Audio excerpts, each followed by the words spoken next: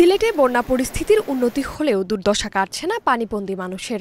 এক মাসের মধ্যে ৩ দফা বন্যায় খাদ্য সংকটে পড়েছে বন্যা কবলিতরা। এদিকে স্থানে স্থানে বেড়িবাঁধ ভেঙে যাওয়ায় পানি নামছে না সীমান্তবর্তী জাকিরগঞ্জ সহ বিভিন্ন বন্যা কবলিত এলাকায়। বর্তমান পরিস্থিতি খুব খারাপ, আগের ভানি থেকে আরো বেশি। আগে এটা রাস্তাঘাট হুক না আসলো, তখন ডুবাইল। ঘরের ভিতরে পানি ছিল, সকালে পানি কিছু বাফর দিচ্ছি। ঘরের ভিতরে হাঁটু পানি ওরা লইয়া এখন যাইরাম গিয়া বাড়ি করে ছাড়ি পরিস্থিতি অত্যন্ত বেহাল। বিগত গেছে কালকে রাত্রে আমি এলাকার স্থানীয় মানুষ, আমি এলাকাতে 3 দিন আমরা উপাস রয়েছি।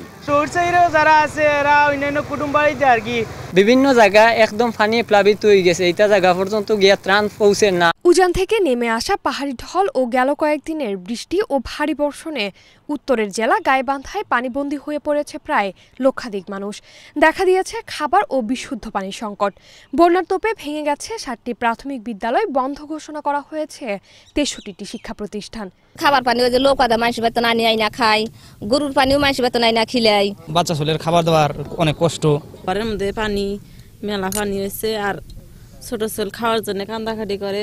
বন্যার কারণে থাকার সমস্যা হচ্ছে, খাওয়া দাওয়ার সমস্যা হচ্ছে। এদিকে গাইবান্ধার সাঘাটা উপজেলার যমুনা নদীর পানি বিপদসীমার 86 সেন্টিমিটার উপর দিয়ে প্রবাহিত হচ্ছে। বানভাসীদের সর্বাত্মক সহযোগিতা দিতে সরকারের পক্ষ থেকে নেওয়া হয়েছে নানান উদ্যোগ।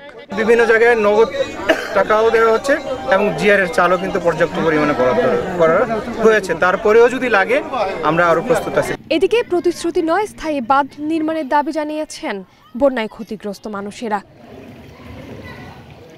অনুকৃতি আদিত্য, এশিয়ান টেলিভিশন।